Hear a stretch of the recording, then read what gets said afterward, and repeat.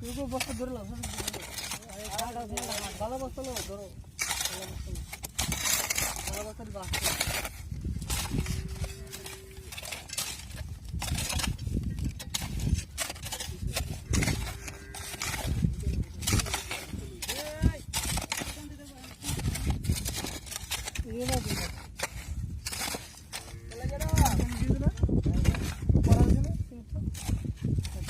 ঠিক আছে ছয়টা একটা ডালাইতে করা হইতো গেলে কি